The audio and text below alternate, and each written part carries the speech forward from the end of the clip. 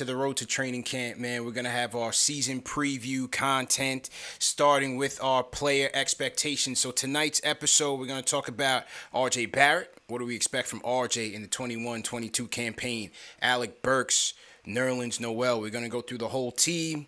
Over the coming weeks, we're going to talk about lineups. We're going to talk about record predictions, all that good stuff, man. So make sure you guys are hitting that subscribe button, hit that thumbs up button, hit the notification bell as well so you don't miss anything.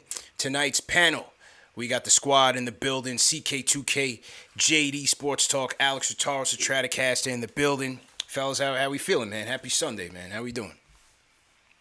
Happy Sunday, CP. Enjoying, chilling, waiting for this NBA season. Knicks season to start back up. So we got to do what we got. We just go over these players, man. Bro, we right around the corner, bro. Right around the corner. So you know what? I kind of threw this pairing in here strategically. One with Noel because, you know, with all the current events going on with Noel, I figured it would be good to kind of kick it off with him. But I want to get you guys' thoughts on these current events and what happened with Noel, the announcement with Noel over the last week. Number one, he's suing his former agent, Rich Paul and Clutch Sports, for allegedly losing $58 million in potential salary. Now, why is he saying that? He's saying that because back during the 2017 offseason, he was represented by Happy Walters. Okay, Rich Paul allegedly met up with Noel at Ben Simmons' birthday party, said we could turn you into a max player. Don't take the 4-year, $70 million offer that was on the table by the Dallas Mavericks. Okay, so Noel declines that offer, signs up with Clutch Sports, declines that offer, and instead opts into the qualifying offer, which is a 1-year, $4 million deal. He goes into free agency expecting to get offers, but he had injured his thumb that same season. So he fractures his thumb that season, goes into the off season and gets no offers anywhere near a max deal. So he ends up going to OKC on a 2-year, $3.75 million vet minimum contract. He opts out of the second year of that OKC deal after the 2018 season. Again, no offers. So he signs a 1-year vet minimum contract with OKC once again. Now, during that time, Noel alleges that Philadelphia and other teams had tried to reach out to Rich Paul to make contract offers to Noel, and Rich Paul never returned the phone calls, and Noel never heard about it until after the fact.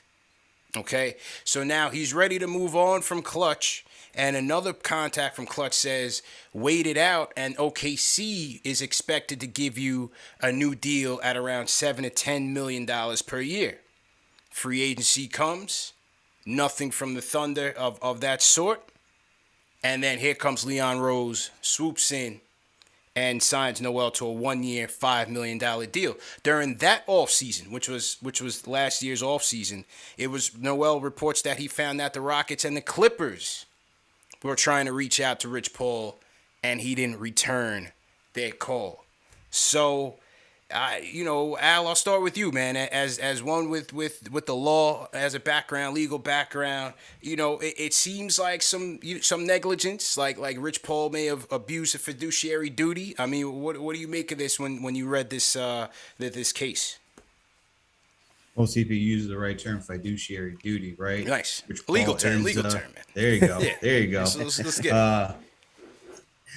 Already halfway there through law school. Yeah. Let's go, CP. Right. Let's go. Right. I mean, reading this, it seemed what I'm getting from it is that there were offers on the table that Rich Paul failed to tell Nerlens Noel if Nerlens Noel was telling the truth. And if Rich Paul failed to tell Nerlens Noel about said offers, that is malpractice. That is not doing his due diligence. That's not being a true fiduciary, like agent for him. As an agent, you're supposed to look out for your player's best interest. And within that process of looking out for your player's best interest, you're also supposed to give them the full platter, right? So you're supposed to let them know, like, what is on the table, who is every team that's looking at you, what are all the offers. You can't hide anything. That is where that's where it starts getting muddy. So if Rich Paul actually did that, Nerlens Noel has a very good case for Yeah. missing out on potential earnings because you can't, as an agent, that is your number one job. It's just right there. Represent your client to the best Right. of their ability. If you're not doing that, you're not doing your job. Yeah, I hear you, man. CK, what about you? What do you think about this whole situation with Noel? I just find the timing of it all very, very funny. I've been part of the conspiracy theory bandwagon that Leon Rose whispered in his ear, like, "Hey, man, you have an opportunity to do something a lot of people would like to get done, and go against Clutch Sports." But no, I'm still, to be completely honest, I'm trying to take my Knicks hat off on this one, and I'm still trying to figure out who is in the bigger wrong. Like, obviously, everything that was just mentioned is very true. But at the same time, Nerlens Noel, I know it's Clutch, I know it's Rich Paul, I get all that, but at the same time, like, I mean, what was it? He was offered what, 75? He was going to get offered 75. 4 years, And then 70 from the Mavs, and he turned it down. Oof. I don't know. I have a hard time with just fully going all in on Rich, because though Rich was wrong for all this, and then on top of that too, having Rich being no parts in negotiation for the deal he eventually got later on, is that's wild to me. But it's hard to say that Nerlens is the same in this entire thing. So I'm pushing for Nerlens. I'm really hoping he comes out on top with this one for sure. But at the same time, man, to turn down that 70 mil for 4 years, we are cracking these jokes on. Yeah, man, we are cracking these jokes on guys like Dennis Schroeder. I mean, John Collins eventually got paid, but we do that with all those guys, and it's tough for me for Nerlens, but I hope he does get something out of this for sure. And you know what, JD? You know, we have a situation here with Julius, who bet on himself in this recent off season, right? We said that Julius could have waited it out, went into the next off season and tried to hold the Knicks over for that $200 supermax contract, and he took less money, and I think part of that is, yes, the faith and the trust that he has in the front office, as he said in his press conference, but also trying to hedge against potential injury and the downside risk of losing out on a ton of money. Yeah, and I'm sure that was a major reason why Julius Randle decided to sign that contract. And I mean, once he decided he was going to commit to the franchise, I think being flexible with the front office, him having those personal relationships, led to him leaving some money on the table. And, we talked about, the Dennis Schroeder situation. And I mean, I think this all connects. It's been an interesting summer with Noel doing this, Dennis Schroeder's example. And now we have Mitch coming up. Yeah. And Mitch has some of these, injury concerns. And he also, next, who knows if Mitch is gonna sue his agent one day, because he's gone through so many, he's gone through so many. Who knows if he'll sign a contract and go back and sue someone else? So, but I mean, with Noel, I mean, listen, it's such a tough thing, to kind of dissect and figure out who is in the actual wrong, as CK said, because on one end, like Alex mentioned, the agent's biggest responsibility is you have to look out for, the player. And I know a lot of times us as fans, we see contracts, right? Like if someone signs a 4-year, $40 million contract, we think the player's getting all of that. No, there's a percentage that's going to the agent. Yeah. Other people get paid. The players they're not going to get every single dollar that gets reported in the public.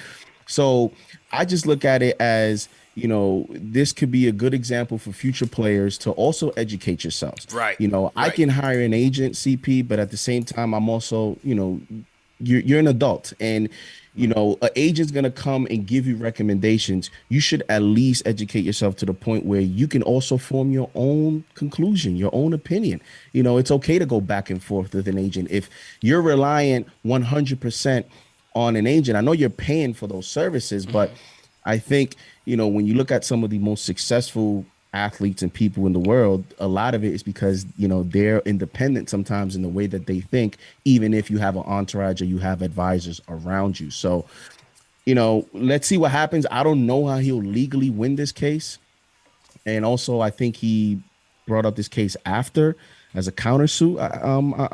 I think it's being reported. So, but I think as it connects with the Knicks, let's see what happens with Mitch. Do Yeah. you now with the Knicks, are you Leon Rose and you say, well, let me go mess with Mitch. Let me give him an offer and let's see what he does, because Dennis Schroeder, you don't want to be Nerlens Noel.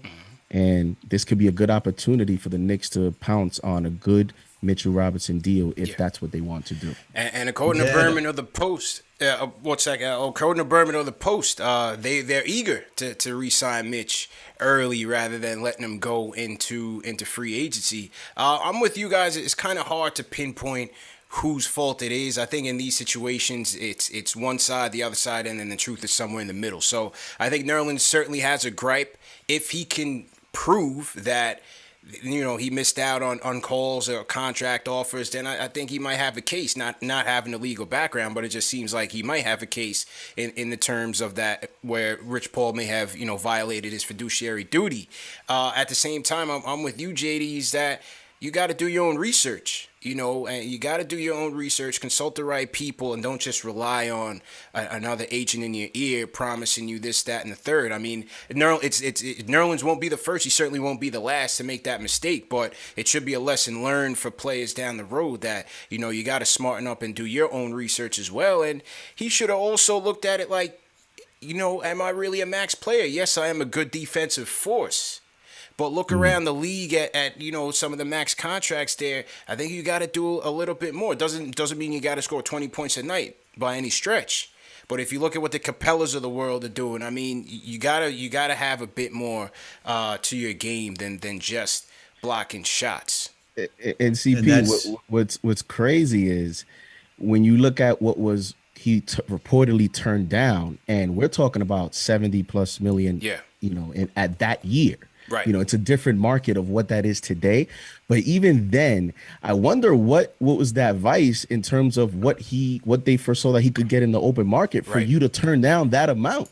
Like, that's just crazy to me. Yeah. You would think that a center with his limitations, that would be something that you would just pounce on. You don't even think about. Yeah. And in terms of, you forming your own, just getting educated more on the circumstances, that's why I think Julius Randle did. If you look at Julius Randle example, I don't think that an agent understanding the percentage he can get on a fee is going to 100% recommend Julius Randle to leave all that money he left on the table. I don't know if that's the agent's first priority, but if you look at the way Randle was talking, it looks like Randle and the agent had a back and forth dialogue and they were able to come to a conclusion. And that's what I mean when I'm saying, just get more educated. I'm not saying that, it takes away the purpose of hiring an agent. I'm just saying, give yourself a chance to also, tell the agent some of your interests and what you want to do as well.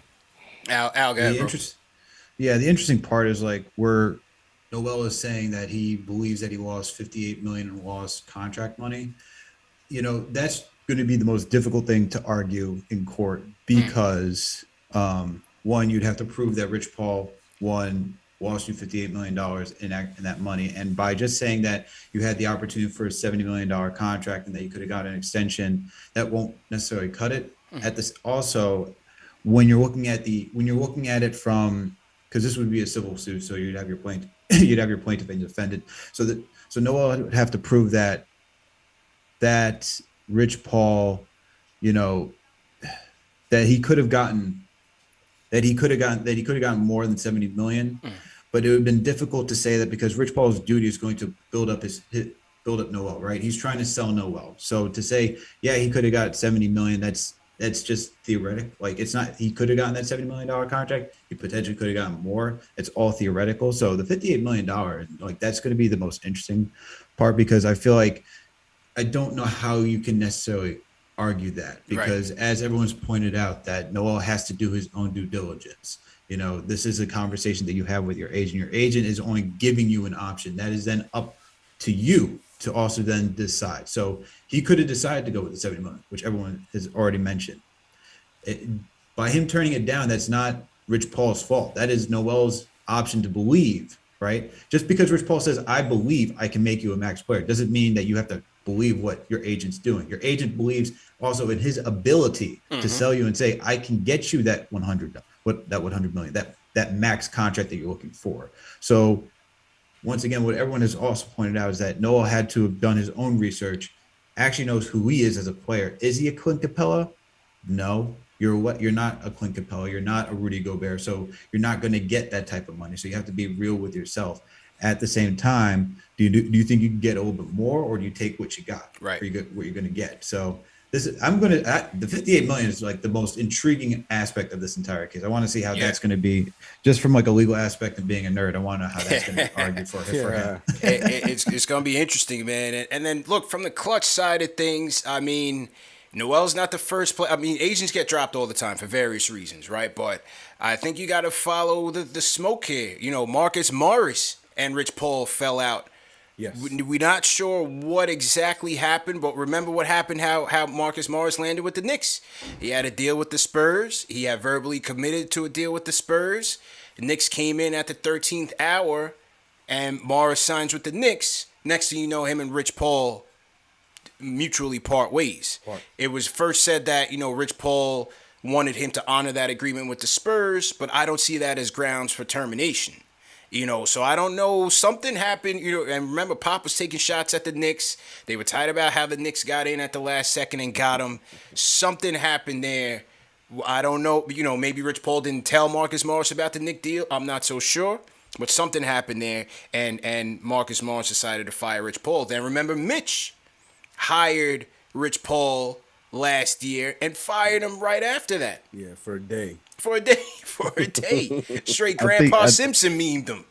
I think it's safe to say we're not going to get Zach LaVine. He's signed the Clitch. Right. I saw you tweet that. I was like, yeah, you're right. That's it. We're not creating a great now. foundation with that company. Yeah. I mean, I think also with Leon Rose, like to even add on to CK's conspiracy theory, like Leon Rose is also an attorney and was one of the top agents. So if he's in Noel's ear, if he's looking at Rich Paul and the type of like, you know, the strategy that he's trying to use, I don't see Leon Rose necessarily want to go work with anyone coming from Clutch unless he can get some sort of deal, because what we're seeing from Clutch is that it's kind of like a vice that they're trying, like a vice grip, like they're trying to get you in. Once they get you in, they can squeeze you for all the money they can. That's kind of the way it looks like it's going. CAA seems like to be a little bit more creative, and this is not. That's just like speculation, just on how all the other contracts have played out. Yeah, that's what I'm saying. It's all conspiracy because, like I said, like it's known that Leon Rose has not been a fan of Clutch for the entirety of his tenure with CAA. When they came into the game, the way that they were getting their players and stuff. There's articles on and everything like that. So I just felt like it was really curious. Like I just got a little curious on him. Like, you know, Leon Rose might be using Nerlens Noel on this one to finally get his revenge on Rich Paul. Man. I don't know if it's true or not. That's just my conspiracy theory. I'm putting it all together on that one. But when it comes to Nerlens, I just want to comment on the thing that you guys said earlier about the Rich Paul and the decision. When it comes to Nerlens and Rich Paul, I think, and this is not attacking his character or nothing like that, but I just feel like, and it makes sense, you know, rightfully so. I think that just the appeal of who Rich Paul was, you know, who's in his corner, LeBron James, Ben Simmons, like all those big name guys and stuff like that, and for him to come to him and believe in his game, because remember, Nerlens Noel, who was known to be such a solid player coming to the draft, but he had the injury, so then the draft didn't work out. His career wasn't working out, but to that point where he was about to get 70 mil. I think that was one of those things where he really just he just really took a big gulp of the Kool-Aid, to be completely real. I don't think there was no conversations. I think he just like, you know, Rich Paul, who has all these great athletes, he believes in me, and he, decided to go with them. And then in a very Marcus Morris way, you saw that they had that fallout. Yeah. So I just feel like, you know, it's hard to pinpoint who did what, who's to blame for what. I think there's wrongs on both sides, but I'm sticking with my boy Nerlens. I'm hoping Nerlens we trust, man. And Nerlens we trust. Right. Shout out to Big J sends a super chat. He says, Happy Walters negotiated a 4-year deal Noel turned down. My question is, why was he talking or listening to Rich Paul in the first place? Take the L. So Big J, he's going with Clutch. Okay. All right. Well, I mean, that's a whole Noel thing. He ended up getting a bag with the Knicks. Well deserved. He fought. He played hard all year. Well deserved 3-year, $32 million deal. The only thing, and I'll wrap up the Noel thing with this. Kendrick Perkins took a shot at him on Twitter, man. It was a real sucker move. I definitely did not appreciate that. And that was lame, man. For Kendrick Perkins to come out, he signed with Clutch, and he's saying Al Noel's wrong. That was uncalled for. For me, for Kendrick Perkins to do that was a sucker move. And Noel and him got into it on Twitter. And Knicks Nation attacked. We swarmed, as we usually do. So that's what transpired as the week came to a close. And it's going to come across. I know a lot of players, especially that go into media, say that, oh, now, especially people from previous generations say that, oh, you guys call us old heads and we're hating. Mm-hmm. But I mean, you have to be intelligent enough to understand that you played the same position that Noel did. Mm-hmm. You guys kind of have similar skill sets in terms of being defenders. Kendrick Perkins wasn't necessarily the shot blocker that Noel was, but, offensive limitations. You coming out and attacking him like that, it's going to come across as, because the people on social media started comparing the career earnings and it was, you know what I mean? And all that stuff. And they're saying, oh, you're just mad because you're not earning the money now and all that stuff. That's why I thought, like, bro, he played your position. He's your peer. Like, chill out, man. Yeah, that was lame. Like I know, look, Perkins is clearly, trying to establish his brand. He's on ESPN now, all this, that, and the third, but you got to draw a line somewhere. And to me, no matter whose side he's on, and he's coming from that side of the house, being a former player himself, he should have kept that to himself. And hit up Nerlens personally. There's no reason for him to air that man out on Front Street on Twitter. That was kind of lame. But either way, somebody saying something? No, I was just going to say, hey, ESPN is making changes. Maybe he's taking on that new role of being the next Knicks hater. Because previously he was giving the Knicks a lot of credit. I was gonna say he was with us last year, man. Right. Yeah, the old Knick haters out on the way out. Perkins, I might have to roll the sleeves up and go at Perkins now, man. Because Perkins might have to shoot the fair one, bro. Aside from this Noel thing, I think I read somewhere that he was saying the Knicks won't even make it past the first round or something. I see you shaking your head, CK. So you probably know. I didn't read the whole thing, but it was something along those lines. So that's what I'm saying. Maybe he's the next new Knicks hater with all the changes going on. Man. And hey, you know the rule. If you want clicks, you want tweets, you want ratings, anything Knicks. Touch on the topic, and then Knicks fans react. That's a fact. Now, let's talk about season's expectations for Noel. Because as we said before, 5 points per game, 6 rebounds, 2 block shots. That's where he made his bread and butter, man, and filling in for Mitchell Robinson, 23 minutes per game. Noel was an anchor for us, a different type of defender than Mitch, but no doubt an anchor for us and very vital to us getting that 4th seed. So Al, I'll start with you, man. As we go into this 21-22 season, what are your expectations for Nerlens?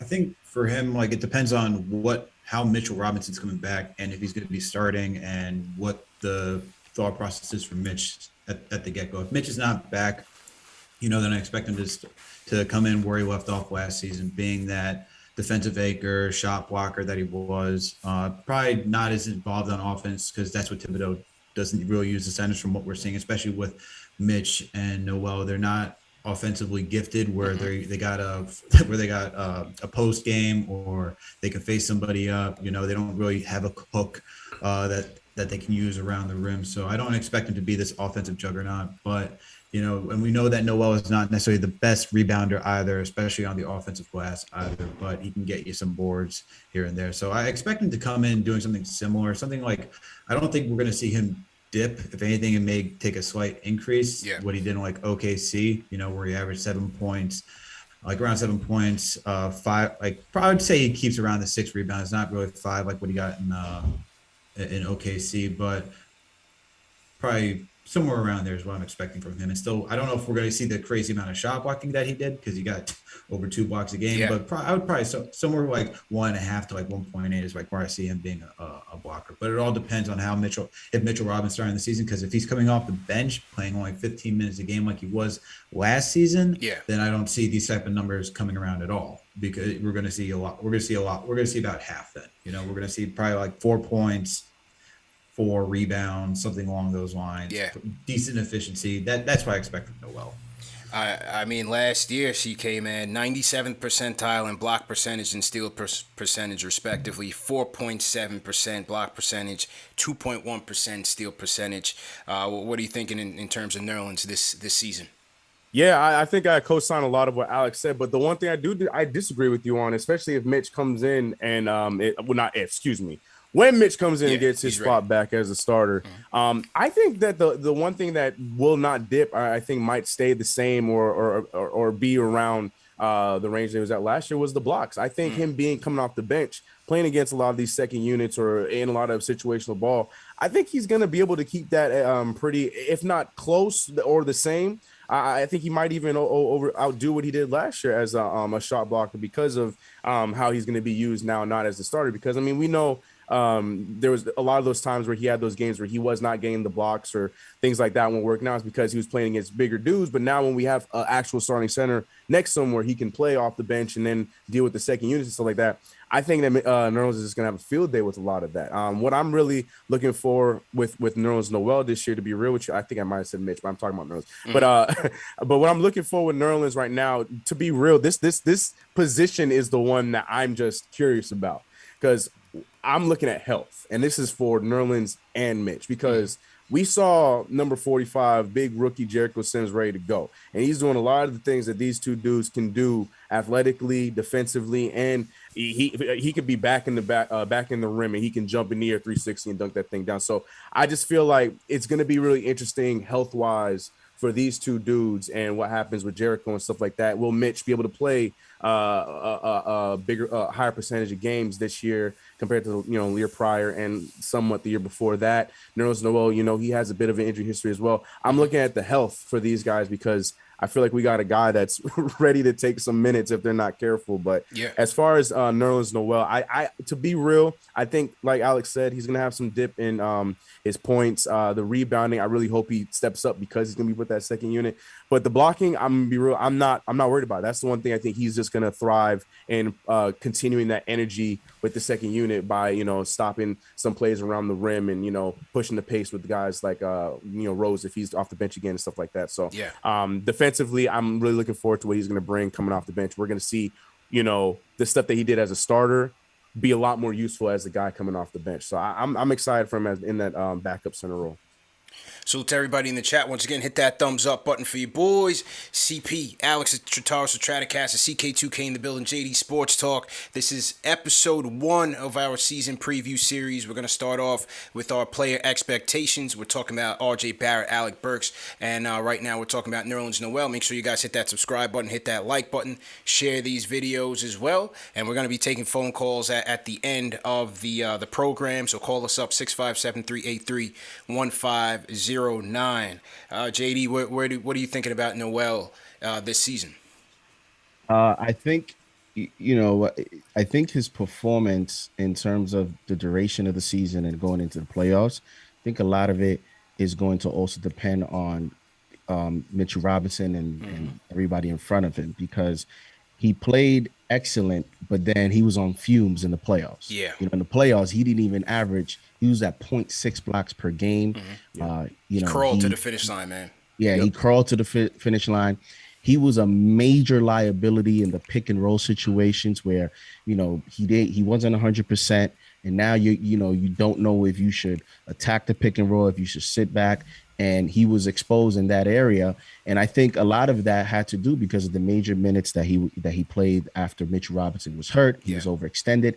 He had a period, CP, in a 4-game stretch where he played 42 minutes, 37 minutes, 40 minutes, and 41 minutes. I remember that time we were talking about we didn't even know if he would make it to the plains. Because the way Tibbs was, managing his minutes. And so I think that will play a major factor into him having a complete season. He's never played 82 games, so I don't expect that to change this season. But I am still looking for him to duplicate his career high in blocks. He was at a career high last year.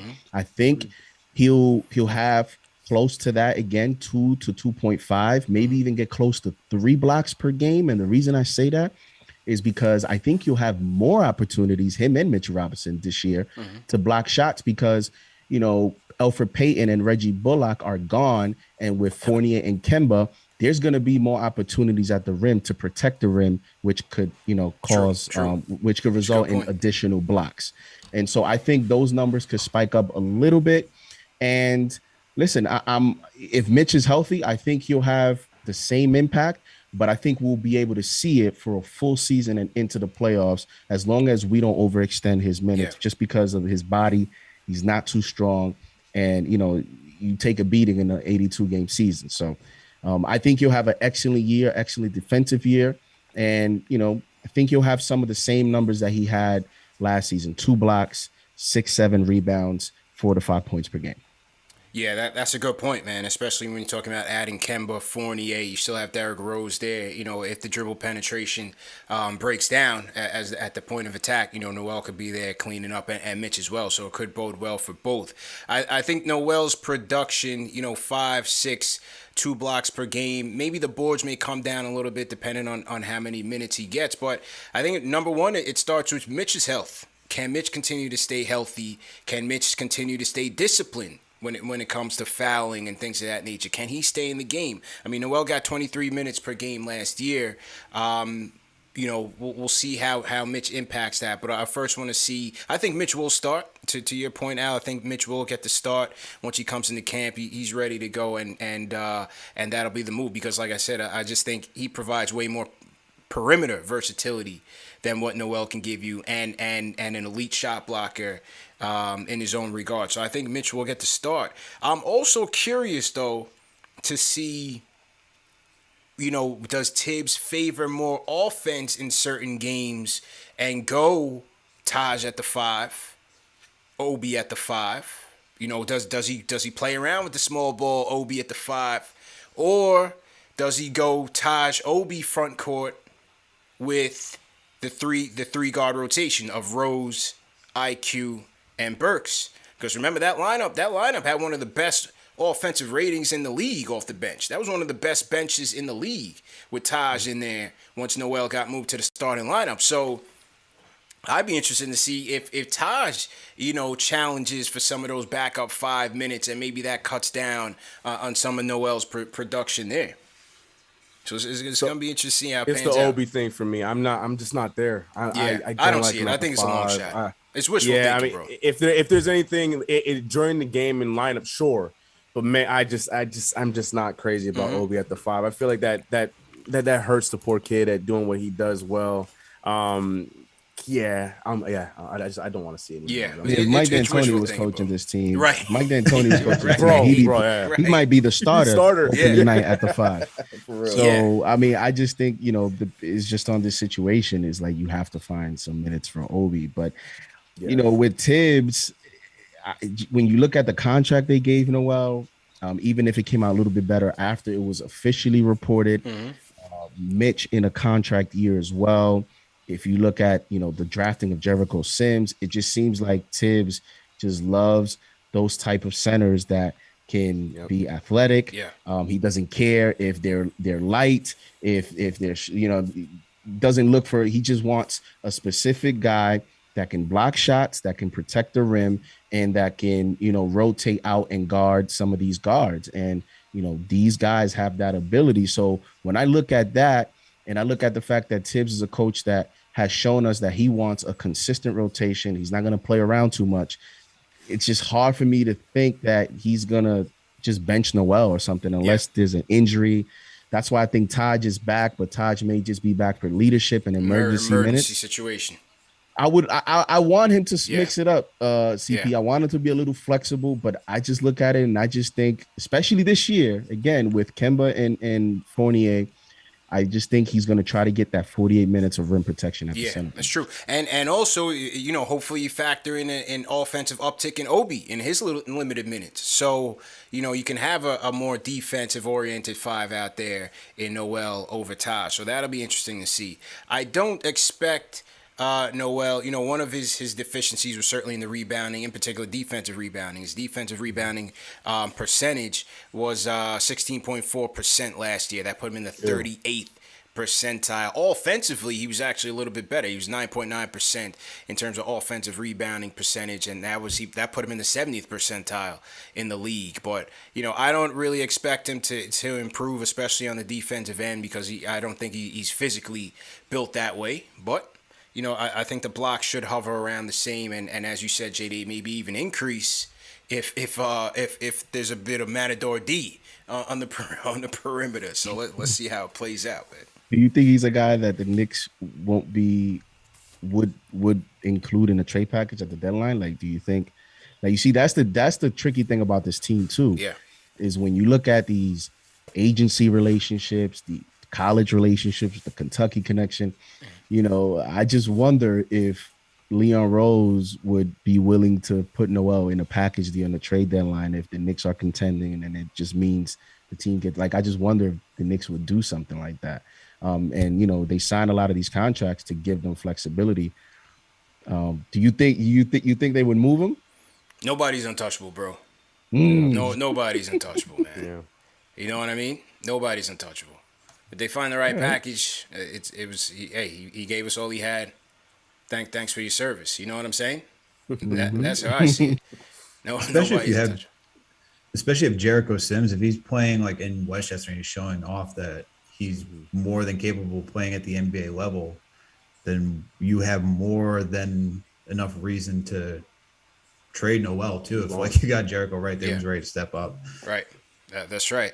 How about you people in the chat? What are your expectations for Nerlens Noel going into the season?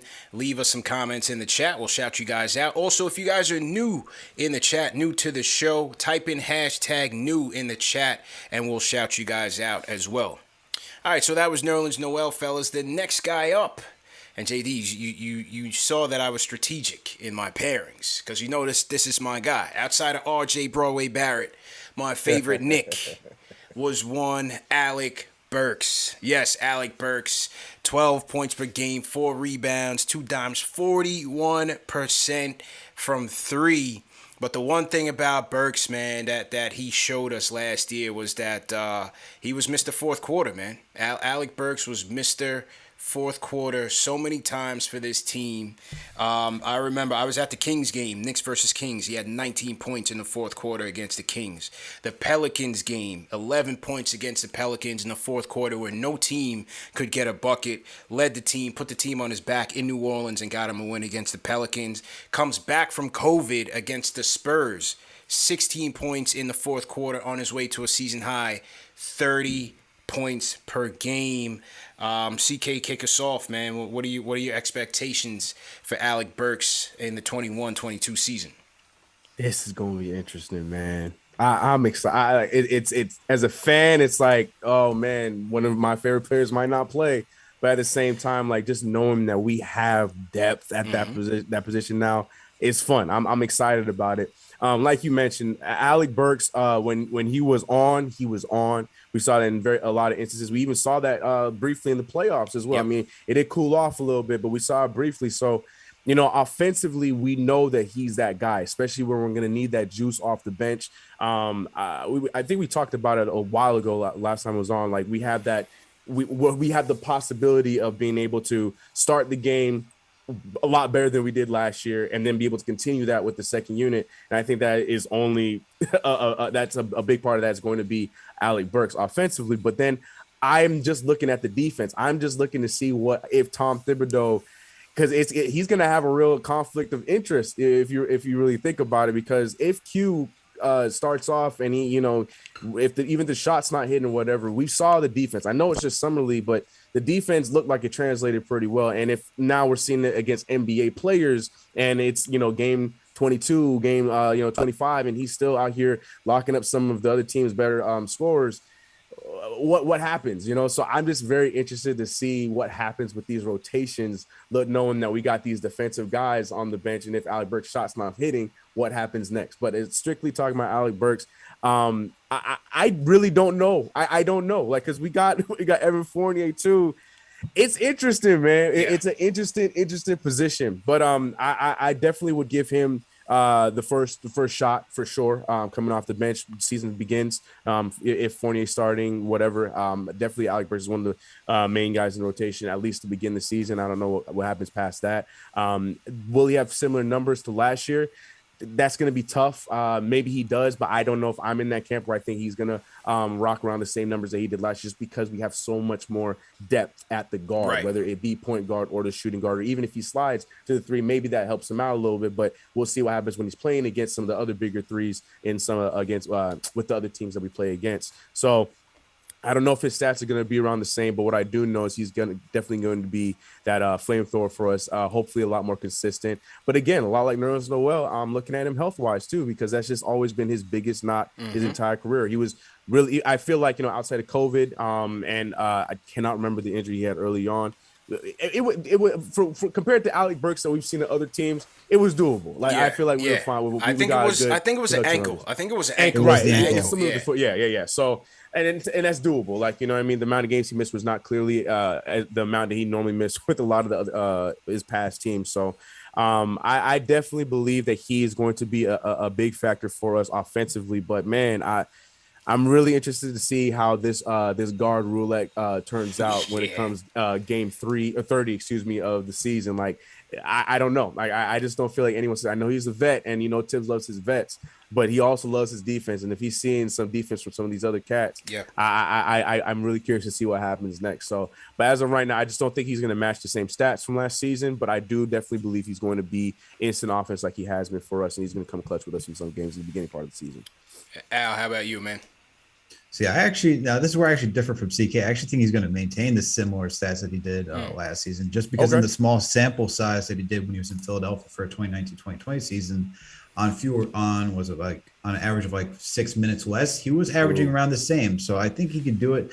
If he's getting less, if Evan Fournier is starting and getting close to that 30 minutes, and you want to bring in Alec Burks and come in for the remainder of that, something close to 20 minutes, or just not going to be splitting hairs like down to the second, but like essentially if he's getting 20 minutes at that point, I think he can keep up the 12 points. I think his rebounding is very good for like a shooting guard. He was averaging close to 5 rebounds per game. So definitely want to keep that. I could see him keeping that same impact, but to add on to what CK said, like we saw Deuce McBride, especially with his defense in summer league. We don't know if he can translate that. We saw that what IQ can do. We know, I think the backcourt, I think the initial second unit is going to stay the same coming out of the gate. And I think it's going to stay the same just because of how potent it was from last season. I mean, having Derrick Rose, Emmanuel Quickly, Alec Burks, Obi Toppin, and then you can put Nerlens Noel and Chris Watch. Yeah, that was a beastly lineup for us, bro. So beastly. And, like the best thing about it is that Alec Burks was out of playing the wings, he was in the 87th percentile from shooting from all threes. He shot 42% from three, and that's on, what was it? What was the numbers on that? The volume was pretty good. It was 100. It was 200. He made 100 shots out of 239 attempts for threes. So I expect that to be up there as well, because he also did something like reducing the sample size. He was keeping up the same percentages while in Philadelphia. I expect him to have his spot bearing any injury, and if any injury comes along and someone is playing above his level, then maybe that's where it comes out. Just throw in Deuce McBride, because we saw what Deuce McBride did during summer league, and we saw his defensive intensity. I'm not saying Deuce is going to outright earn it, but if he can translate what he did from summer league, I could see Alec Burks being kind of up for it, just because the difficulty is that Alec Burks is like such a tall guard / wing, 6'6". Deuce is short, so I don't see Tibbs giving up height and just for at that position too, because Burks can play the 2, the 3 when he's in that second unit. So I don't know if his position is that like on the line, even if he's injured. Now the more I'm like talking out loud, I'm thinking about it, I think his position is pretty secured, and I'm pretty confident he's going to do the same thing they did last season. JD, man, as erratic as Burks can be, I thought he did well in other areas, man. 13.1 assist percentage, 71st percentile. 8.4% turnover percentage, 86th percentile. He was assisted on 56% of his shots, 83rd percentile, 41% from 3. Effective field goal percentage in pull-ups. This was an interesting one.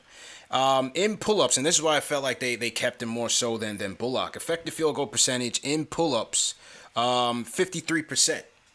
on 4 attempts. He shot better from 3 on pull-ups than he did catch and shoot last year.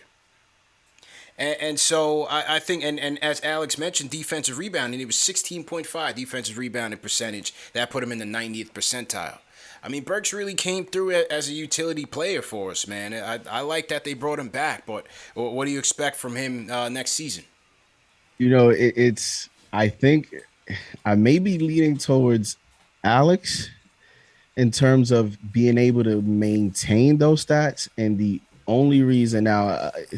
It's going to be so difficult to do these expectations for all these players because a lot of these players, a lot of it is revolving on health, you know, with Noel, with Mitch. And it's like, so it's hard to kind of evaluate what type of minutes they're going to get and their availability, because I think that will matter, especially in Tibbs rotations. But if he's healthy, the only thing he has to be is a little bit more consistent. But Tibbs trusted him a lot last year in big moments. Yes, he did. You know, even over RJ, a lot of times.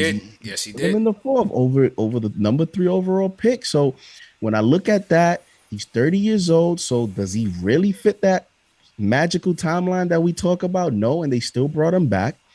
When I look at the fact that from the right corner 3, he shot 64%.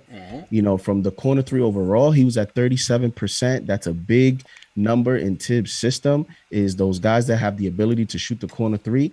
And when you look at currently, who would you say is our best defender at that wing position? I mean, Burks to me is a better defender than Fournier. Is it RJ now? It's RJ. You don't have, you know what I mean? So, but Burks is still a solid defender. He's not a great defender. I would say RJ is a better defender as well. But what I'm saying is Burks, for what we have now, and you look at potential lineups in the fourth quarter, don't be surprised if Burks is in there somehow. Yeah, that clutch lineup. We're going to talk about that in a later episode, but that clutch lineup is going to be very interesting, bro. It's going to be interesting because Burks gives you the ability to play emergency minutes at the point. You don't want that, but he gives you that ability. Anywhere you put him, he can dribble. He can create his own shot. Yeah. So I think, hey, he has to be available, but I think he's gonna be in the conversation for 20-25 minutes again, and I expect him to give you the same percentages from 3. I expect him to be at 38 to 40%, and depending on how that lineup is off the bench, he may be another featured guy. With Rose and Quickly, depending on how the game goes. I think when we see these players, Tibbs has a lot of weapons to kind of manage the game. Whoever's hot that night, that's who he's probably going to go with. But I think Burks will have a good season. Yeah, likewise, man. I want to shout out Carlo87, team #new. Brendan Forrest Style, team #new. How you feeling? Salute to everybody in the chat. Once again, hit that thumbs up button for you boys. Junior Caroma says Burks is my guy. Yeah, Burks is my guy too, man. Definitely erratic. You know what I'm saying? But I always like those erratic. He's a cardiac Nick, man. He's a cardiac Nick. True blue. True blue. You know what I'm saying? And very professional, stays under the radar and just gets buckets. That's what I like about Burks, man. Again, interesting because I'm with you guys in that injury could play a factor in it. He does get those ticky-tack injuries, had COVID last year. That could be in play. You knock on wood, you hope not, but, anything is possible when these guys are traveling and playing an 82-game season. So does that make room for McBride and Grimes to get their playing time? I also wonder if his minutes stay the same based on potential load management with Kemba and Rose, and does Tibbs rely on him as the primary ball handler off the bench when one of those guys can go, or, if both of those guys aren't available? Because we saw that Burks was the emergency point guard last year. And we always question whether or not, IQ should have that role, or is he better suited off the ball and where his primary responsibility will be to shoot. So I think that'll be interesting. But I think Fournier's role and addition here could impact Burks' numbers, in that Burks was brought in place of Bullock to be a more dynamic playmaker and shot creator, especially later on in games. Sometimes for RJ, remember those Miami games when he had RJ out. Tibbs took RJ out of the fourth quarter. He had Burks in there. So I'm wondering, with Fournier here, does that cut Burks' minutes a little bit? Because now you have a reliable shot creator, reliable playmaker, and the guy that you just paid, 4 years, whatever you gave him, to be your starting your starting wing. So I think Fournier could have an impact on Burks' minutes, but no doubt I think the 3-point percentages will certainly remain the same. Will the minutes taper here and there? I think that'll be left to be seen. And maybe the points may go down a little bit based on that. But I think for the most part, career-wise, he's always hovered around, high 30s, low 40s on 3-point percentage. And I don't see that changing next year. I think Burks will be another impact piece off the bench for us. So good pickup. 2-year deal, and then the third year is an option, on the 3-year 30. So we're good to go. And if you guys have been seeing some of these statements coming from the front office after a lot of the signings of the players that were here last year, you see a little consistent message that Leon Rose is putting out on the, with the PR account with the Knicks, in that they value these guys that, brought us to this point. Talking about, one of the reasons we brought these guys back is because they they created that culture, maintaining stability, maintaining consistency. So if that's the case, these guys got first dibs on minutes over some of these rookies and the other young players. And that's why I think Burks, being one of the major, components to a successful season last year, is going to still be, one of the biggest factors in Tibbs' rotation. True indeed. Well said. And salute to everybody in the chat. Once again, hit that thumbs up button for you boys. This is the first episode of the season preview series. Make sure you guys are hitting that like button, hit that subscribe button, share these videos, and hit the notification bell. Number one show for the fans, by the fans, KnicksFanTV, presented by Manscaped. Fellas, Manscaped is the number one men's grooming tool below the waist. Don't be caught out here lacking. Go ahead and go get the Ferrari of ball trimmers, and that is the Lawnmower 4.0. And what I love about the Lawnmower, fellas, number one, is the skin-safe technology. That's number one. Skin-safe ceramic blade technology, so you could, maintain your hedges down there without risk of injury.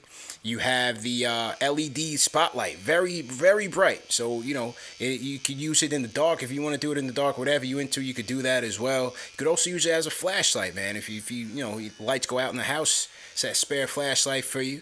Nice design. Also, great battery life. Wireless or wired charger on the Lawnmower 4.0.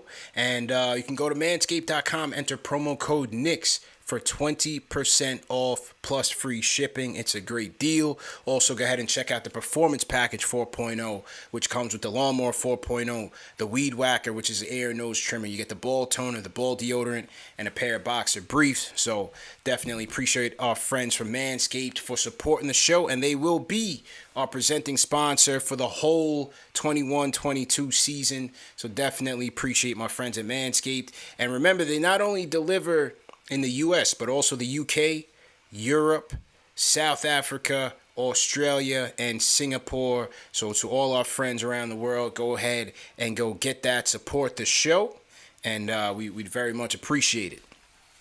All right, fellas. So we talked about Noel. We talked about Alec Burks. And again, timing is everything, because, the Knicks fan is a sucker for off-season workouts. You know what I mean? The good old off-season workout video. And as soon as I seen this one, I said, oh, yeah, I'm throwing this thing up there, and I'm just going to sit back like MJ on his iPad in The Last Stand and watch the overreactions come in.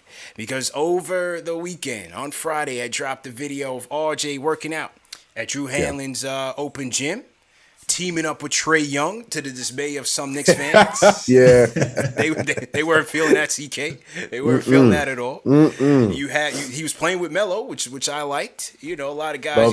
You had Bradley Beal there, Kelly Oubre. It was a star-studded open gym, man. Even you saw RJ hit a nice little mid-range fadeaway. So that was nice. But either way, RJ year 3. we talk about our additions this year, and JD, you had mentioned it on the previous show where, you can't discredit an RJ year 3 improvement being another addition, so to speak, to this team in terms of improving this team and moving it forward. And there's no doubt, man, second year RJ, I think he blew past my expectations, just speaking for myself. 17 points per game, 5 rebounds, 3 dimes, 40% from 3, and 75% from the line, man. JD, I'll go with you, man. Year 3 expectations for Broadway Barrett. What are you thinking, bro?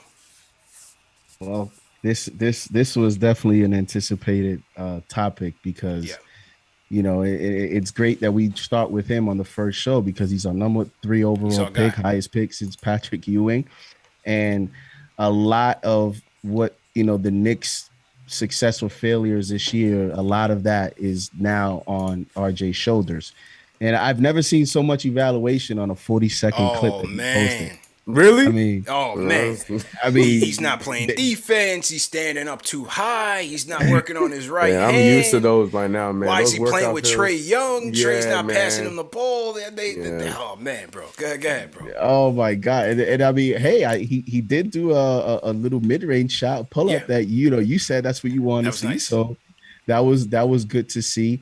And he looks strong, man. He's like the biggest guy on the court. He looks like he got bigger, bro. Like he was towering over a lot of those other wing players. It was crazy.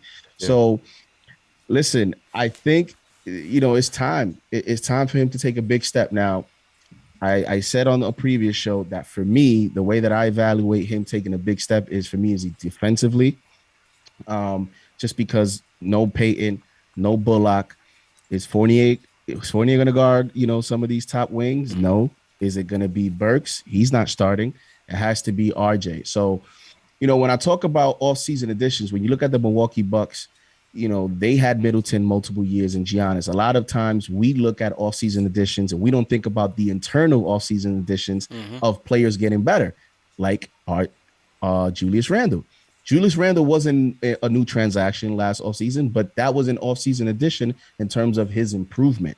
So if he can get better and he can take that next step up defensively, if he could take on the challenge, I think that'll be a big step for him becoming a complete player and for the Knicks organization. Now, in terms of him offensively,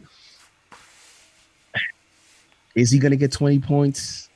I don't know, CP, just because you got Fournier, you got Kemba. If Kemba's healthy, he's going to take shots. Julius Randle's going to look to be, hit some of those bonuses. I think he hits 20 points.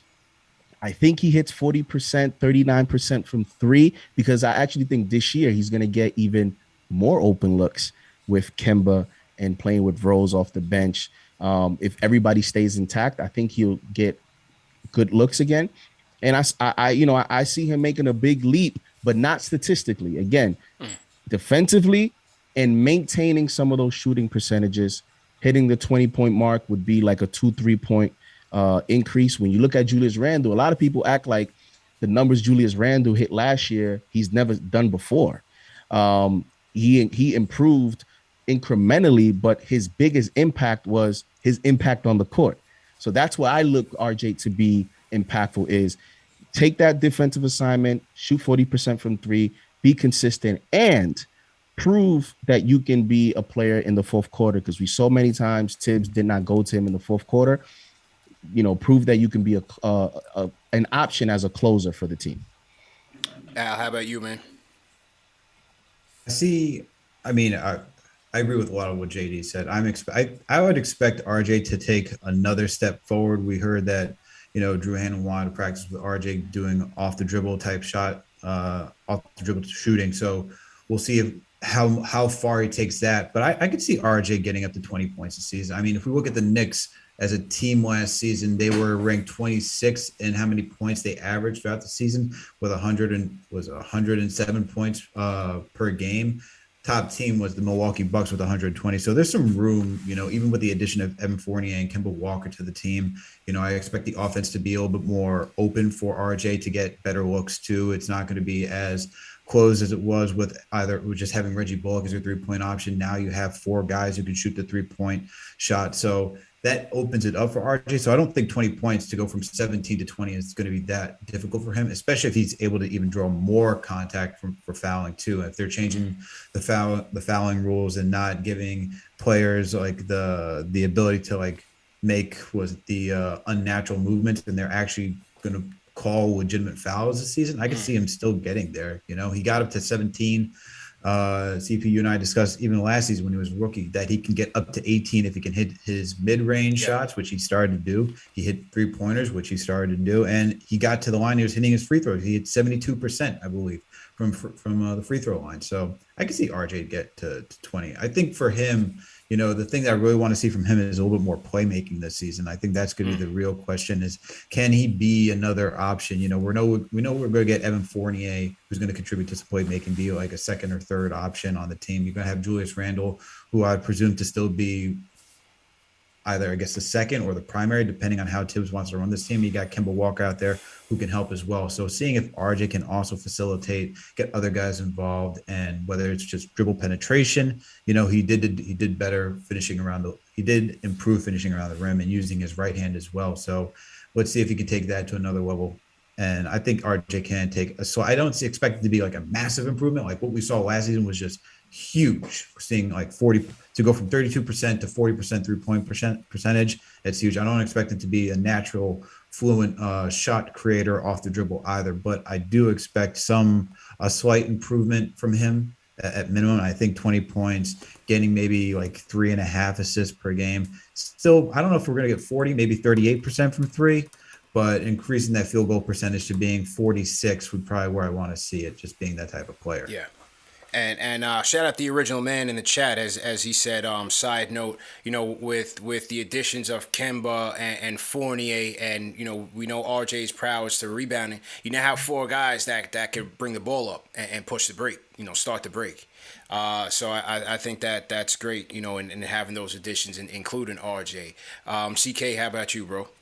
Yeah, I'm glad Alex brought it up because that was the big difference I think we're going to see in RJ Barrett's game in year 3 is going to be the playmaking aspect. He's always had that. That's one thing we have not got to see on a consistent level as a Knick is his playmaking ability. I mean, Duke, he was around like 4.5, 4.3. Someone looked that up, assists per game. Back in high school, he was a guy that was one of the predominant ball handlers, even though they had other point guards. They was running with that. That's just what his game typically was. We saw a little bit with Team Canada. That's just, you know, that's the kind of player that he is. And I feel like, you know, you can point at number 6 and all other kind of reasons, but to what you just said, CP, with having more guys that can move the ball in Fournier and Kemba Walker, we're going to have less situations of when we have a fast break, we're not going to know what to do with it. We're going to have more situations where you can see that the ball is going to be moving around a lot more. And I think that RJ Barrett is going to thrive in that, especially with the starting unit. I'm having a hard time predicting points. I love the confidence in my man JD and in my man Alex in the 20. I really want my RJ Barrett fandom is sitting here saying year 3, give me 21 a game. Yeah. I'm ready to see it. But because of the additions and everything we've done, and to me it wouldn't be a bad thing. But I'm looking more around like a 19.4 kind of rise. I think he's going to go from 17 to 19, which to me is still not bad, but it's just when we have weapons, you know, and we have firepower off the bench, it's just going to be, I see the Knicks being a little bit more of a spread offense rather than just the go-to kind of guy. I think Julius Randle's going to get a brunt of the offense. Kemba, if healthy, is going to get a brunt of a lot of the offense. RJ Barrett's going to fit in where he can fit in. Maybe to JD's point, he does get those open shots in the corner to a lot more frequently this year compared to last year, and he got them a lot last year, but we just missed him a lot. So maybe because of shots and openings like that, he might get to the 20. But I just feel like with the team we have right now, bench, IQ, everybody, I feel like we're going to see more of a spread offense as far as our statistics for these guys. And because of that, I think we're going to have to wait another year before we see RJ averaging around the 20 points per game, but in no way do I say this slight. And I agree with Alex again on the 3-point percentage. I don't see him riding that 40. I mean, he barely made the 40, and I'm going to give it to him until the day I die that he got the 40% from 3-point percentage. But I think he's going to be around 38, which is good. I want to see him get to like that 45, 46 from the field because he missed a lot of gimmies around the rim, which is his bread and butter. So hopefully, he got that worked out. And we've seen how big he is now. We're seeing him add that to his game. But the big things I'm looking at is the playmaking ability of RJ Barrett. I want to see him bring that to the NBA level. And I think now with the personnel that we added, we're going to see more of that. And another, just a little tidbit, I'm looking at the steals. I think RJ Barrett's steals are going to jump up a little bit this year. I think he's going to average around 1.3, 1.4 steals per game.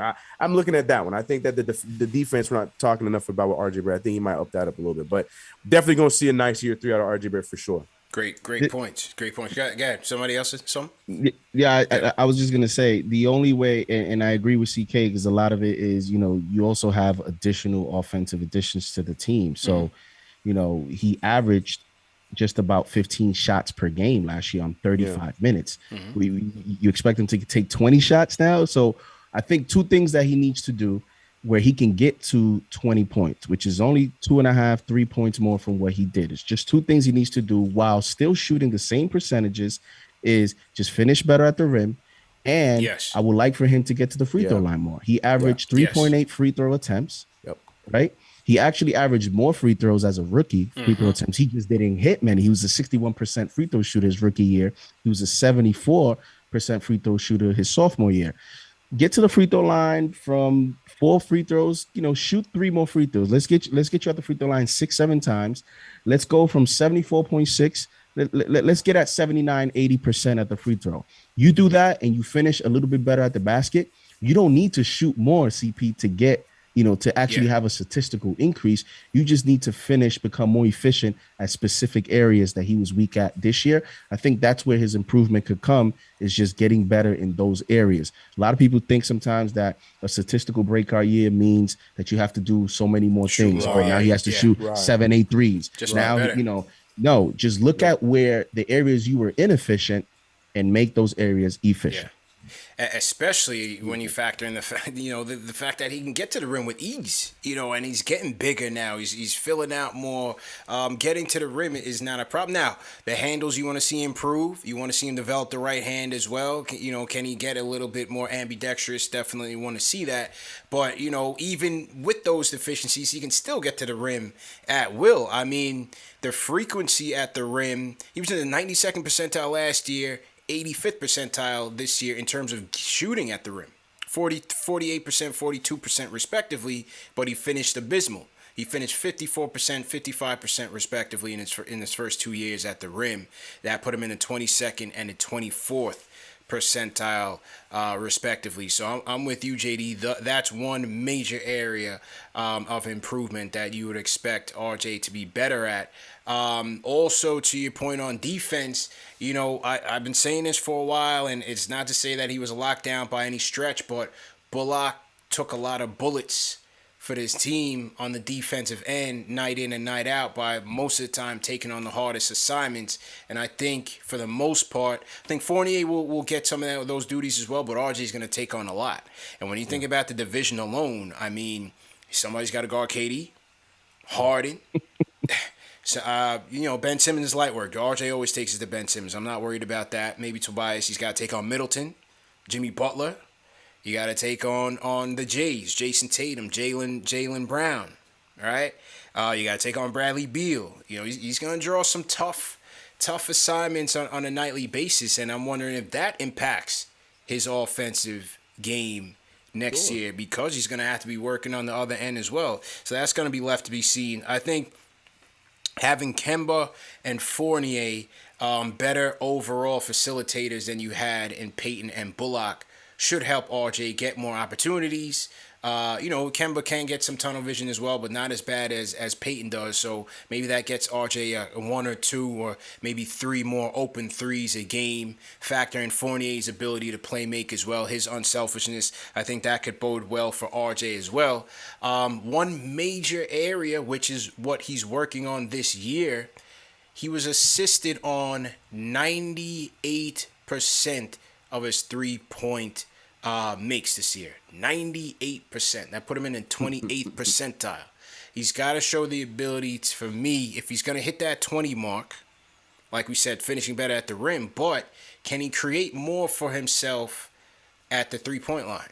And I think that's what he's working on. We saw some highlights of that in the Olympics. You know, a couple nice step back threes and things of that nature. And Drew Hanlon, like I said, they've come out and say that that's one area of focus is more shot creation on the pull ups. And again, 98% of his 3-point makes came assisted. Most of that by Julius Randle. So I think for him to hit that 20 mark. Finishing better at the rim, as you said, JD, but also being able to create more from 3, and he should be able to get there. But no doubt, I think year 3 of RJ is gonna be critical.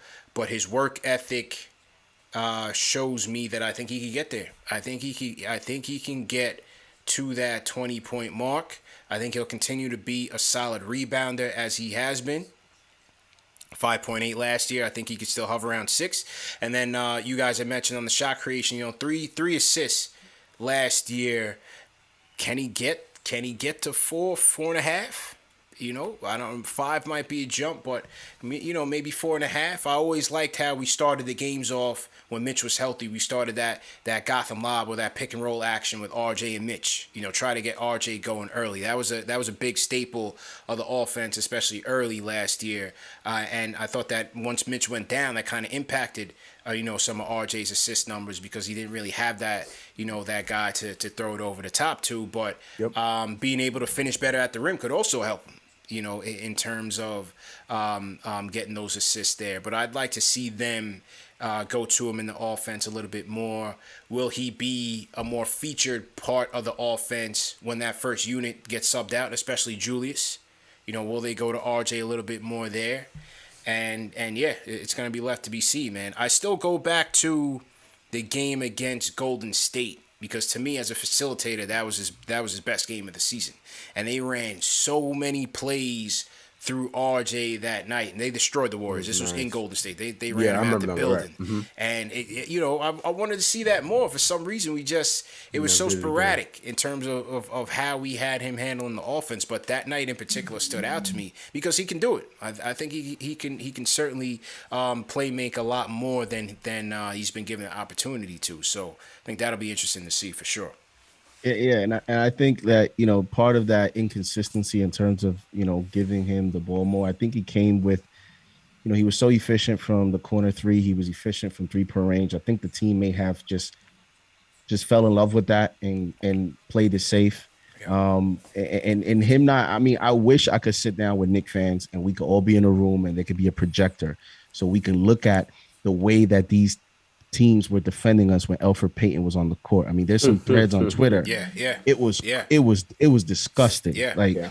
You know, these guys, as soon as any time that there was a guard of the Knicks, whether it was RJ or Burks and Payton was on the court, at the first sign of that guard attacking the basket, you always saw Payton's defender just collapse and become an extra defender. So this could be the year that you, even with Kemba's not necessarily facilitating point guard. You have an opportunity with Fournier on one side. Kemba still shoots 36% from 3.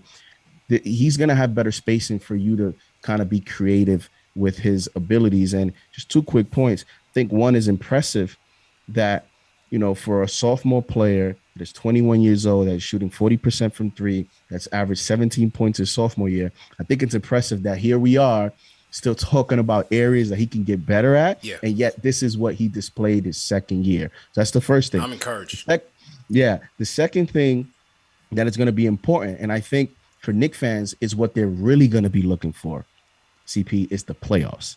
So, yeah. You know what I mean? Like we're projecting for the season, but I think especially like with Randle and like RJ, you know, RJ shot, 38% from the field and only 28% from 3. A lot of his numbers dipped in the playoffs, and it's fine. You know, it's his first playoff experience and all that stuff. But now we have expectations, year 3.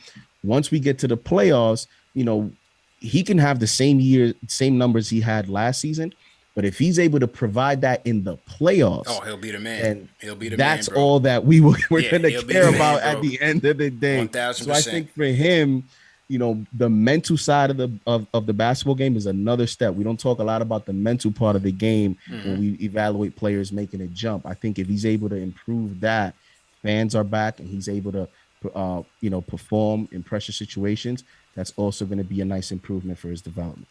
Salute to everybody in the chat. Once again, hit that thumbs up button for your boys. CP, Alex, JD, CK in the building. We got the whole KFTV squad in the building with the KFTV snaps. Everybody snap act up tonight. We out here forming like Voltron for the Sunday night podcast. The first episode of the road to training camp. Training camp starts September 28th. We are right around the corner. So basically, we're going to be running these things. We're going to try to do at least twice a week. Every Sunday, the Sunday pod will definitely be on point, and then we'll try to get a midweek one in. And again, we're going to do season expectations, predictions, lineup predictions, all that good stuff as we lead up to the start of the 21-22 season. I want to shout out my guy Angelo Carlos, sends a super chat. He says, salute to the panel and the chat.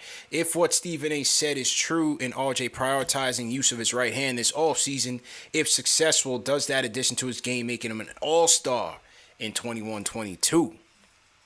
Well, I think it all depends on how he finishes. You know, he could be Harlem Globetrotters out there, but if he can't finish at the rim, or use that level of being ambidextrous, to his advantage, then it's hard to tell. It all depends on how he uses it, but certainly needs to add that to his game for sure.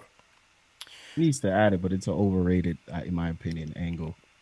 Because he still averaged 17 points per game, going quote unquote left every time. I mean, when you look at some of these great players and you see their season highlights year in and year out, do these players really do anything different in terms of moves? Yeah. Not really. You know where they're going. You just can't stop it. They're just that much more better at it. So yes, I do agree that he would benefit from adding a right hand and using it more, but I don't think it's the be all end all of him becoming a finished product.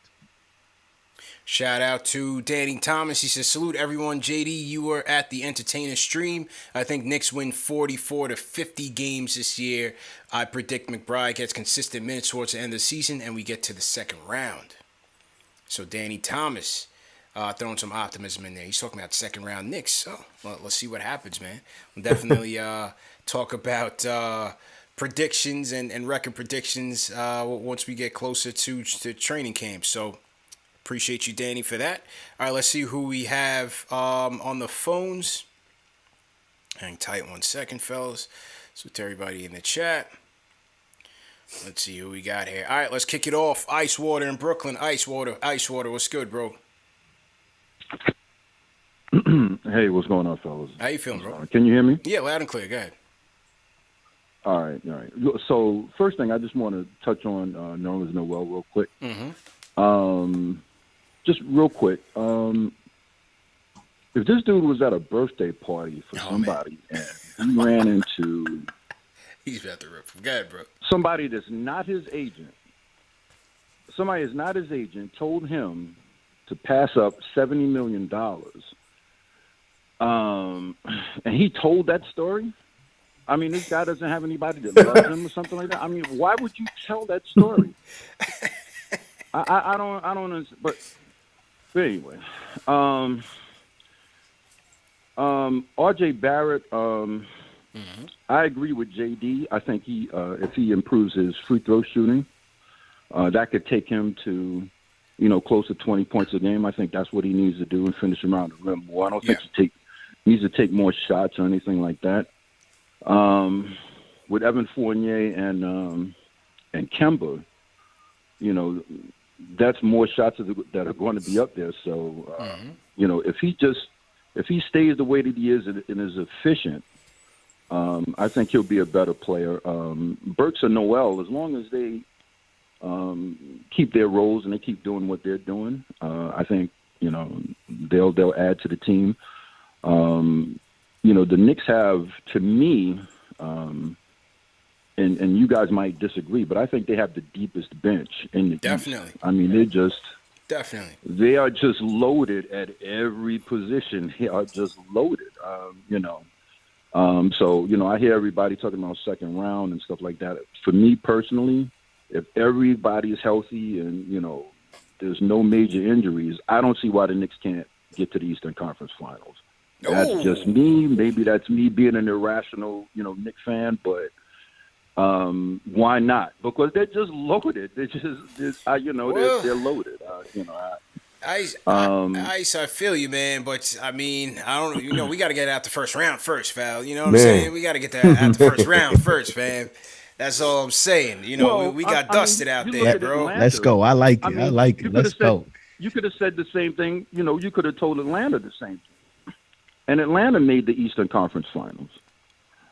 So, and yeah, things broke bad and stuff. I mean, things broke their way and stuff like that. But, I mean, that's not that far-fetched, in the Eastern Conference, especially with the team that the Knicks have. I mean, especially with them being as loaded. Now, if Tom Thibodeau doesn't play his bench and he's playing, he's playing the starters 55 minutes in a 48-minute game, well, then, maybe not, because everybody will be burnt out. But, I mean, if he uses the bench, I don't see why this team can't at least make a run for the finals. I don't see why. But I expect R.J. Barrett to be a little bit better.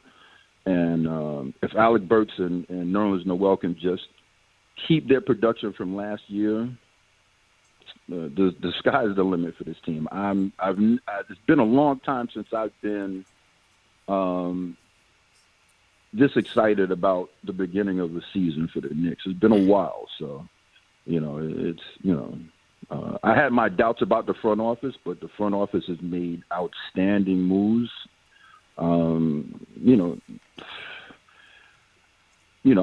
think this is going to be. I think this is going to be a really, really great season. Okay. Now, I'm not saying we're going to win the championship and all that. I'm not going to get delusional, but this is going to be a really fun season. All right, appreciate the call, man. Thanks for always calling in. I sort of appreciate that. Might as well. My man said finals. Ice Water, yeah, right. I was like, he got damn near right, for real. Might as well say we might win it. Ice water went all the way up to 100 and it stopped short at the yellow light. Like, whoa. I'm not saying finals, but I think he looked at the comments. Yeah, he looked. He's like, oh, you know what? Yeah, maybe not winning the finals. Sorry, Ice Water. We feel you. I mean, we got to get that out the first round first, fam, and the way we got washed by the Hawks. I think they proved to have more depth off the bench for sure. When you talk about what Herter was able to do, and Gallinari killed us, Lou Will did his damage, Okongwu came on late, not just against us, but in the playoffs altogether. So I think the Hawks certainly have a something to say in the depth conversation. But I think the Knicks will be right up there in terms of depth off the bench in the whole East, no doubt about it. Hey. Certainly Miami has something that will have something to say. Yeah, I think we're right there, fellas. Just running off the list quickly, right, depth-wise. I think we're right there. There. This time around, Trae Young's gonna have to guard somebody. He's gonna have to guard somebody. When they played the Sixers, he was on Danny Green, Korkmaz. Like, you could hide him against these teams that have this one-dimensional offensive player. Against the Knicks, you either gonna have to guard Kemba.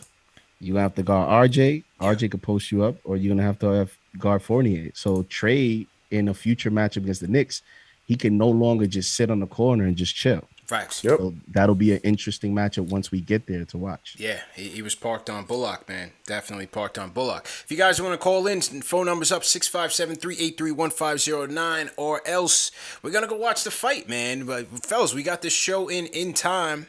I didn't know if we were going to make it. I had the fight going on the other screen. Not going to mention the means of how I'm watching this. We're not going to promote any type of, those type of activities. Yeah, because I bought the fight, CP. I know what you're talking about, bro. Yeah. Shout out to CP the artist. CP, I do want to say this. Yeah. CP the artist is speculating that we all somehow game plan to wear the hat. And I'm telling you, guys, CP, we all showed up and it was like, wait. Yeah. Yo, we all got the same hat. I had this. That's crazy. Bro, Go ahead, CK. I was going to say, I was wearing this hat originally, but then I saw my man, Alex had his hat on. JD jumped on with the hat on. I'm assuming CP. So I was like, all right, I got the hat on at all originally, times. I was going with my RJ draft hat. See? I was going with the Knicks joint. Well, y'all came through. I said, all right, let me go to the company line. Yeah, You know what man. I'm Yeah, I saying? always got it ready to go. It's right there, ready to go. Yeah. So I'm like, all right, let's do it. Okay, Yeah. he's doing this. And CP the artist, he's going by the artist right now. We're in the midst of some litigation. You know, he's gonna get rid of it's that name happening. CP. There's a bit of copyright infringement going on with CP the artist, so he's only Okay. going by the artist in the chat. And just to let you guys know, we're going through a little bit of a thing. That's still my man right now, but we just going through a little bit of a thing behind the scenes. We're stripping the CP from his name. He's only gonna be the artist. I had to, let him know. You know what I mean? You can't be throwing my name out there like that and having these takes and yeah. So yeah, we talking about that. Some litigation going on. All right. How are we looking on the fight? Has it started yet? They're gonna have the pregame. Where are we at right now with the fight, CK? Because my phone just started. According to my Showtime stream, it's about to start right now. They're doing a little, Yeah. like, oh, hell, Yeah. what are you doing? Yeah, They're going to have the Barstool guy wax poetic for like 30 minutes. Then they're going to have Migos come out for about 5 minutes. Moneybag Yo. They're going to have Yo Gotti, Moneybag Yo, all these cats. Oh, man, it's going to be a while. But, yeah, I'm going to tune in. What else do we have going on this weekend?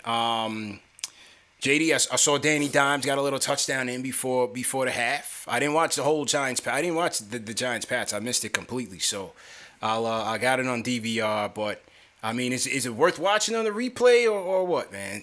Did you see it? I mean, yeah, I saw the whole game, and shout out to Junior Koroba. I see him with the Giants. Yeah, Junior's our guy. Junior's our guy. CP, just pray for the offensive line. That's all I have to say. Oh man, it's still a work in progress, bro. I heard yeah. Andrew Thomas was getting worked out there. Yeah, he gave up a few sacks. Was called for a penalty, and in football, you give up 2 sacks, that's already a terrible day. Yeah, and so it's just so hard in preseason. Danny Dimes had a high completion percentage. He finished the game with a touchdown. But again, the Giants didn't have Kadarius Toney, their first round pick. Has Galladay played it? He hasn't played at all, and he's their offseason prize acquisition. He's a 6'4" wide receiver. Saquon Barkley didn't play. Lost Ingram again. Yeah, so Daniel Jones was out there tonight, literally with the same team he was there last season. So, yeah, in 2 weeks when the season starts, nobody's gonna care about what happened tonight. So that's how I look at it. We got to get healthy, man. And that's the thing. Galladay was my guy, but the health. That GM is gone. If that offensive line does not play well, he's out of there. Gettleman's out of He's there, out man. of there. And let's just get us a real QB, because I told you, man. I'm not gonna ish on him right now. I'm still keeping out faith, but so far I just haven't been impressed. But we'll see, man. CK, your boy Jameis won the job. I'm a happy You know guy. what I'm saying? I'm happy for him too, bro. Man. Jameis, bro. Man. All love to Taysom Hill, but let him be what he is, man. Yeah. Let him be the utility knife on certain plays, but I didn't want to see 17 games or 16 games or whatever it is of him as my starting quarterback. I'm excited for Jameis. Yeah. I'm rooting for him. Me too, man. Me too. I'm hoping he gained some maturity on the Drew Brees and with Peyton, the year that he spent with them, and it was 2 years. A year or two? Yeah, this is his second year. This is his second year with us. Yeah. Yeah, so he got that, and then Zach Alex Wilson. Alex is like, look at these guys. Quarterback. I heard we Zach have our Wilson's franchise doing guy. things, Look at these guys. They don't even know who they have, and we have the future. How dare you? I heard Zach How Wilson dare you? was impressive though. I heard Rodgers Zach has been Wilson picking him up. Yeah, but Aaron Rodgers was he was talking bigging him up a lot when they played the Packers. He looked really good against the Packers too. Interesting. 2 TDs. He did, man. He looked really good. Like the So I kid's caught mobile. He's really he's showing off to be a true leader. Much more different than Sam Darnold. I'll give it that. And I was on the Sam Darnold train, although it was when you haven't had a franchise quarterback since Joe Willie Namath, and I was even bored for that. You'll grab onto anything and anyone. As the Jets fans always do, because they haven't one since Joe Willie. It's been it that was long. Sanchez. It was Geno Smith. We thought Fitzpatrick was going to do it for us. Nope. Josh McCown came in. Then it was Sam Darnold. Yeah. Now it's Zach Wilson. So a lot of names I just went through, and it just makes me sound disgusting. Y'all was so thirsty. Y'all went out and got Brett Favre. Oh yeah, Michael Vick. yeah. Man, They moved heaven and earth to get Favre here, man. Don't even start me on Brett Favre. Do not even start me on Brett Favre. Damn. Don't even get You me know what going. though? I thought they were gonna get Geno up out of the league. I saw Geno come out on the field with the Seahawks yesterday. So Geno's still hanging on to the clipboard, man. Yes, No doubt. by a thread. By a thread. Now the season's What's the one team y'all all hate? Like the number one team y'all hate? Cowboys and Eagles. Patriots. Cowboys, Eagles, equally. Buccaneers. I've hated the Buccaneers for years Patriots. before Brady. Yeah. They're that team that no matter what kind of season the Saints have, if we have 3, 2, 4 losses, they're 2 of them every year. Yeah, As bad as they've been, they always got us. I might even lean Eagles more, JD, because there's just been so much heartbreak with the Eagles, man. I mean, when McNabb showed us up in the first round, got on the phone, the Deshaun Jackson punt return, it's been a lot of nightmares, man. The 60-something yarder, the 68-something yarder that they hit on us like 3 years ago in Philly. Remember that? Yep. Remember that? Jackson. All right. Oh, my You guys Lord. are talking about small problems. When you had Tom Brady control the AFC Facts. East True for God story. knows True how story. long, and you had to True watch story. that guy every single True story. year. And that was Don't- Buffalo's turn. don't now. come Now to I'm me. dealing with it. Now I'm dealing with it. That was He old and Buffalo's he's still turn. doing the same things. Alex, what the hell, man? That was Buffalo's Buffalo's turn. turn, man. Oh, let's see if they can stay on the field this season. All right. Yeah. True story, man. Now it's gonna be interesting, man. Season's kicking off in 2 weeks. Definitely looking forward to that. I'll be at the Eli game too. September 26th, Giants versus Falcons. I think they playing. Eli retirement had to be there for number 10, and so I'll get my one game in of the season. And I'll be there, man. I want to shout out Amid Belfort, send the super chat. He says, salute, fellas. Do you think the regular season going back to 82 games plus making the playoffs, will it play a major factor with guys staying fresh for the playoff run? I'll kick that off just by saying it could, but I think it's also on Tibbs to embrace the depth, man. Embrace the depth. You know, manage the minutes with Kemba and Rose. Factor in McBride and Grimes. Get those guys in there. You know, Julius Obi. You know, some of those positional battles, so to speak. Utilize that, man, because we have the depth. We have the depth that can spell these guys. So, fellas, what do you guys think? If you guys want to throw something in there. I'll keep mine short. Yes, I think it's gonna play a factor, but like you just said, play to the depth. Just the break in between last season and this season, Olympics, new homes, all kind of stuff. I think it's gonna play a bit of a factor, but hopefully, like you said, Tibbs uses the depth, and we should hopefully be okay. But I think it's gonna play a factor.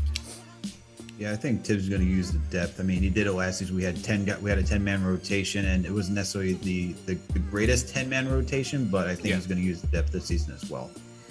It's going to be interesting, CP. You saw last year the way that, the schedule was made for the NBA was a lot easier schedule, better travel time, no fans. So, now it's back to normal. And we talked about when we broke down the schedule, that West Coast trip, like those are the moments to use some of the younger players, the far bench. Yeah. So, it's going to be interesting to see how Tibbs manages the whole, roster for the full season. True story. Shout out Nelson Hernandez for the super chat. He says, I'm expecting all-star appearances from Julius, RJ, and Cardiac Kemba. So Nelson jumping out the window on this. Okay, let's see what happens, Nelson. Let's see what happens, man. We'll come back to it if it comes true. CK, go ahead and sign out for us, bro. Yeah, man. What's up? Yeah, go ahead, sign out. Oh, no, I was just going to say, glad to be back. Always have fun talking to you guys about the Knicks. Great conversation tonight. As always, make sure you subscribe to the channel, hit that like button for your boys on this fine Sunday. But you can find me, CK2K, across the boards, Instagram, Twitter. But more importantly, make sure you give these guys some love because we having a lot of fun. And the season's about to start, and the season's going to be lit. I'm excited. Yes, sir. JD, how you feeling, bro? I'm feeling great, man. Shout out to you guys. Shout out to the fans. Shout out to everyone that made the show today. Shout out to the replay gang when y'all watch this. Shout out to Replay Gang. Yep. Replay gang. They be in there heavy. They be commenting too, so shout out to them. And hey, I'm excited to be a part of the team. I'm excited for more future shows with you guys. And on Twitter, you can check me out at JD Sports Talk NY and JD Sports Talk on YouTube. Yeah, man. Al, go ahead and sign out. The newest addition to the fan-sided family of podcasts, but also KnicksFanTV family. Yes. So congrats to Al on that. Go ahead and let the people know where they can find you, bro. Appreciate it, fellas. Appreciate it. I love coming on here and talking Knicks with you guys. It's a lot of fun. And salute to Knicks Nation for always hanging with us. Just listen to us talk about Knicks, giving our takes on I almost say nightly basis, but weekly, almost some on nightly basis. But it's always a lot of fun. Salute to the mods too. Salute to KnicksFanTV.com writers as well, because those guys are putting in the work as well. But you know what it is. CP just mentioned it. Knicks, Jets, etc. The podcast is now the exclusive Knicks and Jets podcast for Minute Media and Fanside. So get at us. You can find us on Twitter. You can find us on Instagram, Facebook, all over the place. If you go to Daily Knicks, if you go to the Jet Press, you'll find our podcast right there on the homepage. So you can hit it right there, or even listen to it on that page. All right. And of all things, make sure to check out KnicksFanTV.com. We got a lot of great content coming out there. We got Chip Murphy, we got Remy, we got Dave giving off the contribution. We got a lot of people helping us out right now, so it's a lot of good stuff. Shout out to Paul. All right, we got a lot of guys there doing a lot of great work. Yes, sir. Great job, man. Appreciate that, Al. Appreciate that, fellas. And salute to everybody in the chat. Once again, hit that thumbs up button for you boys, man. We got to give this foursome a name. What do you guys think in the chat, man? Throw a name in there. I saw somebody say the squad. That's all right. I think we could do a little better. What do you guys think, man? This foursome group on this podcast, or what are we gonna call this going forward? Leave us some suggestions. Like JD said, man. Shout out to the replay gang, whoever you guys are watching from. I saw somebody checking in from Poland, so shout out to Real Rykozet. Salute from Poland. So salute to you guys, man. All my UK family. We had Ronaldo going back to United, so I'm sure you guys are thrilled about that. You got Messi down at PSG, so the football family is definitely electrified right now. Remember, the show's presented by Manscaped. Go to manscaped.com, enter promo code Knicks for 20% off plus free shipping on the Lawnmower 4.0 and related products. And also remember, this show is also available in audio podcast format: Apple Podcasts, Spotify, Google Podcasts, all the major podcast networks on the Knicks Fan TV. And yeah, man, as we get ready for the fight, CK, did the fight start yet? No, they're doing a little intros right now. I told you. The Barstool Boys just finished. So I told you. They need Portnoy. They're rambling away as usual, man. So good, man. We killed a lot of time leading up to this fight, and that was great. That was absolutely fantastic. And speaking of the fight, we will have Ariel Elwani coming through Thursday night, man. Ariel's been all over this fight, all over the press conferences. Yeah. He's covering everything right now, but he's a diehard Knicks fan first and foremost, so he knows where to come through. Number one show for the fans, by the fans, Knicks Fan TV, and I'll probably have another Wednesday show as well, man.